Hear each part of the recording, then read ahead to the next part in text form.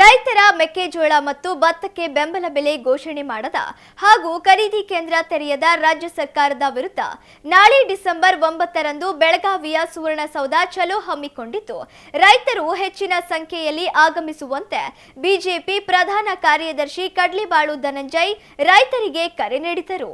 ಸುದ್ದಿಗೋಷ್ಠಿಯಲ್ಲಿ ಮಾತನಾಡಿದ ಅವರು, ರಾಜ್ಯ ಕಾಂಗ್ರೆಸ್ ಸರ್ಕಾರ ರೈತರ ಹಿತ ಕಾಯದೆ ಅವರನ್ನು ಸಂಕಷ್ಟಕ್ಕೆ ದುಡುವ ಕೆಲಸ ಮಾಡುತ್ತಿದೆ.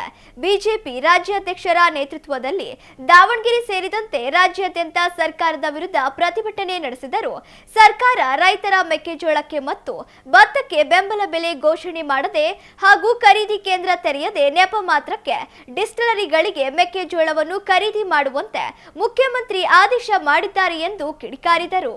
ಈ ಹಿನ್ನೆಲೆ ನಾಳೆ ಡಿಸೆಂಬರ್ 9ರಂದು ಬೆಳಗ್ಗೆ 10 ಗಂಟೆಗೆ ಬೆಳಗಾವಿಯ ಸುವರ್ಣಸೌಧದ ಮುಂದೆ ಬಿಜೆಪಿ ವತಿಯಿಂದ ಪ್ರತಿಭಟನೆ ಮಾಡಿ ಮೆಕ್ಕೆಜೋಳ ಮತ್ತು ಭತ್ತಕ್ಕೆ ಬೆಂಬಲ ಬೆಲೆ ಘೋಷಣೆ ಮಾಡುವ ಜೊತೆಗೆ ಖರೀದಿ ಕೇಂದ್ರವನ್ನು ತೆರೆಯುವಂತೆ ಸರ್ಕಾರಕ್ಕೆ ಆಗ್ರಹಿಸಲಾಗುವುದು.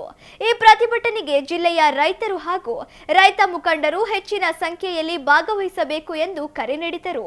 ಸುದ್ದಿಗೋಷ್ಠಿಯಲ್ಲಿ ಮಾಜಿ ಮೇಯರ್ ಎಸ್ಟಿ ವೀರೇಶ್, ಹನುಮಂತಪ್ಪ, ವಿಶ್ವಾಸ್ ಸೇರಿದಂತೆ ಅನೇಕರಿದ್ದರು.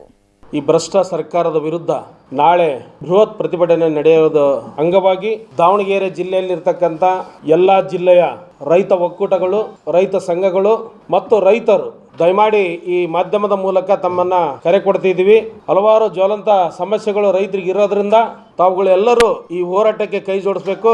ಇಡೀ ಜಿಲ್ಲೆಯಿಂದ ಸುಮಾರು 5,000 ಸಂಖ್ಯೆ ನಾವು ರೈತರನ್ನು ಒಳಗೂಡಿ ಹೊಂಟ್ರೆ ಈ ಕಾರ್ಯಕ್ರಮ ಯಶಸ್ವಿಯಾಗಲು ಸಾಧ್ಯ. ಹಾಗಾಗಿ ಇಡೀ ಜಿಲ್ಲೆಯ ಎಲ್ಲ ರೈತ ಮುಖಂಡರುಗಳಿಗೂ ಮತ್ತು ರೈತರಿಗೂ ಸಾರ್ವಜನಿಕರಿಗೂ ತಾವುಗಳೆಲ್ಲರೂ ನಾಳೆ ಬೆಳಗ್ಗೆ 10 ಗಂಟೆ ಒಳಗೆ ಸುವರ್ಣಸೌಧದ ಮುಂದೆ ಬರಬೇಕು ಬೆಳಗಾವಿಯಲ್ಲಿ ಅಂತಂದೇಳಿ ತಮ್ಮ ಮೂಲಕ ಮನವಿ ಮಾಡ್ತಿದ್ದೀವಿ. ಈ ಖರೀದಿ ಕೇಂದ್ರ ವಿಚಾರವಾಗಿ ಸುಮಾರು 1 ತಿಂಗಳಿಂದ ನಾವು ಹೋರಾಟ ಮಾಡ್ತಾನೆ ಬಂದಿದ್ದೀವಿ. ಜಿಲ್ಲಾ ರೈತ ಒಕ್ಕೂಟದಿಂದ ಆಗಿರ್ಬೋದು, ಭಾರತೀಯ ಜನತಾ ಪಾರ್ಟಿ ಇಂದ ಆಗಿರ್ಬೋದು, ಹಲವಾರು ಹೋರಾಟಗಳನ್ನು ಮಾಡಿದ್ದೀವಿ. ಮಾಜಿ ಸಚಿವರಾದ MP ರೇಣುಕಾಚಾರ್ಯ ಅವರು ಹೊನ್ನಳ್ಳಿ ವಿಧಾನಸಭಾ ಕ್ಷೇತ್ರದಲ್ಲಿ ಬಂದ್ ಕರೆಯನ್ನು ಕೊಟ್ಟರು.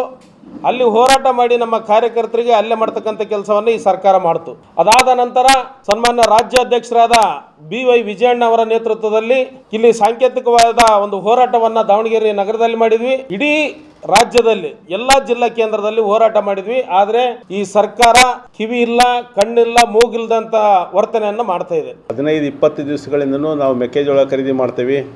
ಮೆಕ್ಕೆಜೋಳ ದರ ಕುಸಿತದಿಂದ ಏನು ಕಂಗಾಲಾಗಿದ್ದಾರೆ, ಆರ್ಥಿಕ ನಷ್ಟಕ್ಕೆ ಈಡಾಗಿದ್ದಾರೆ. ರೈತರಿಗೆ ನಾವು ನೆರವಿಗೆ ಧಾವಿಸ್ತೀವಿ ಅಂತ ಸರ್ಕಾರ ಪದೇ ಹೇಳ್ತಾ ಇದೆ. ನವೆಂಬರ್ 28ನೇ ತಾರೀಕು ಜಿಲ್ಲಾ ಮುಖ್ಯಮಂತ್ರಿಗಳು ರಾಜ್ಯ ಮಟ್ಟದ ಅಧಿಕಾರಿಗಳನ್ನು ಸಭೆ ಮಾಡ್ತಾರೆ. ಸಭೆ ಮಾಡಿ 10 ಲಕ್ಷ ಮೆಟ್ರಿಕ್ ಟನ್ ಖರೀದಿ ಮಾಡ್ತೇವೆ ಅಂತ ಹೇಳ್ತಾರೆ. ಇವತ್ತಿಗೂ ಕೂಡ ನಮ್ಮ ಜಿಲ್ಲೆಯಲ್ಲಿ 1 ಚೀಲನೂ ಕೂಡ ಖರೀದಿ ಮಾಡಿಲ್ಲ. ಆಮೇಲೆ ಸಾಮಾನ್ಯವಾಗಿ ಖರೀದಿ ಮಾಡ್ತಕ್ಕಂಥ ಇಚ್ಛಾಶಕ್ತಿ ಇದ್ದರೆ ಖರೀದಿ ಏಜೆನ್ಸಿನ ನೇಮಕ ಮಾಡಬೇಕು. ಇಂಥವ್ರಿಗೆ ಖರೀದಿ ಮಾಡ್ತಾರೆ ಇವರು ಅಂತ ಎಲ್ಲಿಯೂ ಕೂಡ ಖರೀದಿ ಏಜೆನ್ಸಿನ ನೇಮಕ ಮಾಡಿಲ್ಲ.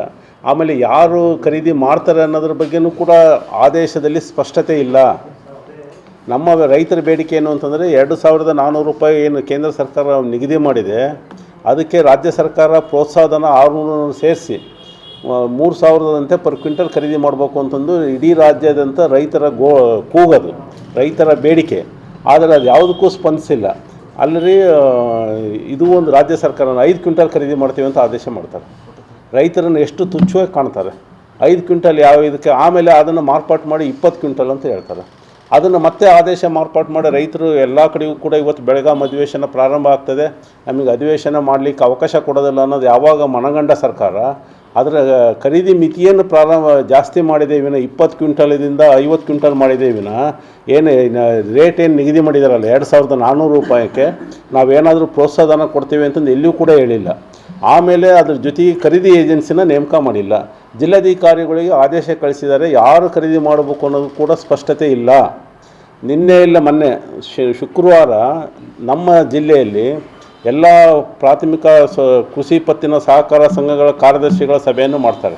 ಅದು ಯಾರು AR ಅಸಿಸ್ಟೆಂಟ್ ರಿಜಿಸ್ಟರ್ ಮಟ್ಟದ ಅಧಿಕಾರಿ ಮಾಡ್ತಾರೆ, ಜಿಲ್ಲಾ ಮಟ್ಟದ ಅಧಿಕಾರಿ ಮಾಡಲ್ಲ. ಅದನ್ನು ಅಸಿಸ್ಟೆಂಟ್ ರಿಜಿಸ್ಟರ್ ಮಾಡಿ ನೀವು ಎಲ್ಲಿ ಡಿಸ್ಟಿಲರೀಸ್ ಇದಾವೋ ಅಲ್ಲಿಗೆ ಸಮೀಪ ಇರತಕ್ಕಂಥ ಕೃಷಿ ಪತ್ತಿನ ಸಹಕಾರ ಸಂಘದವರು ಖರೀದಿ ಮಾಡಿರಿ ಅಂತ ಆದೇಶ ಮಾಡ್ತಾರೆ. ಆದರೆ ಕೃಷಿ ಪತ್ತಿನ ಸಹಕಾರ ಸಂಘದ ಕಾರ್ಯದರ್ಶಿಗಳೆಲ್ಲರೂ ಕೂಡ ಇದಕ್ಕೆ ನಮ್ಮ ಮಾರ್ಜಿನ್ ಏನೈತಿ, ನಾವು ಇಷ್ಟಕ್ಕಂದು ಮಾಡೋದ್ರಿಂದ ನಮಗೇನು ಮಾರ್ಜಿನ್ ಕೊಡ್ತೀರಿ, ನಮ್ಮ ಲಾಭಾಂಶ ಏನು, ಅವೆಲ್ಲವೂ ಕೂಡ ಕೃಷಿ ಪತ್ತಿನ ಸಹಕಾರ ಸಂಘಗಳು ನಡೆಯದೇ ಲಾಭಾಂಶದ ಮೇಲೆ. ನಮಗೆ ಇಷ್ಟು ರಿಸ್ಕ್ ತಗೊಂಡು ನಾವು ಮಾಡೋದ್ರಿಂದ ನಮಗೇನು ತೊಂದರೆ ಯಾಕೆ ಅಂತಂದು ಕೇಳಿದಾಗ ಅವ್ರ ಹತ್ರ ಅಸಿಸ್ಟೆಂಟ್ ರಿಜಿಸ್ಟ್ರಾರ್ ಹತ್ರ ಯಾವುದೇ ಉತ್ತರ ಇಲ್ಲ, ಸ್ಪಷ್ಟತೆ ಇಲ್ಲ. ಆವಾಗ ಸಾಮೂಹಿಕವಾಗಿ ಎಲ್ಲ ಕಾರ್ಯದರ್ಶಿಗಳು, ಕೃಷಿ ಪತ್ತಿನ ಸಹಕಾರ ಸಂಘದ ಇಡೀ ಜಿಲ್ಲೆಯ ಎಲ್ಲ ಕಾರ್ಯದರ್ಶಿಗಳು ಆ ಸ್ಥಳದಲ್ಲೇ ಸಭೆ ನಿರ್ಣಯಿಸ್ತಾರೆ, ನಾವು ಯಾರೂ ಕೂಡ ಮೆಕ್ಕೆಜೋಳನ ಖರೀದಿ ಮಾಡಲ್ಲ. ನಮ್ಮ ವ್ಯವಹಾರನೇ ಬೇರೆ, ಖರೀದಿ ಮಾಡ್ತಕ್ಕಂಥ ವ್ಯವಹಾರನೇ ಬೇರೆ. ನಾವು ಯಾರೂ ಕೂಡ ಬೆಂಬಲ ಬೆಲೆ ಯೋಜನೆ ಅಂಡರ್ನಾಗ ನಾವು ಯಾರೂ ಬರಲ್ಲ. ಬೆಂಬಲ ಬೆಲೆ, ಕನಿಷ್ಠ ಬೆಂಬಲ ಬೆಲೆ ಏನು ಮಿನಿಮಮ್ ಸಪೋರ್ಟ್ ಪ್ರೈಸ್ ಇದೆಯಲ್ಲ, ಆ ಸ್ಕೀಮ್ನ ಅಡಿ ಬರ್ತಕ್ಕಂಥ ಇಲಾಖೆಗಳಿಗೆ ಹೇಳ್ರಿ, ನಾವು ಯಾರೂ ಕೂಡ ಆ ಇಲಾಖೆ ಅಡಿ ಬರಲ್ಲ ಅಂತಂದು ನಿರ್ಣಯವನ್ನು ಮಾಡಿ ಸ್ಪಷ್ಟವಾಗಿ ಜಿಲ್ಲಾಡಳಿತಕ್ಕೆ ಹೇಳಿದ್ದಾರೆ.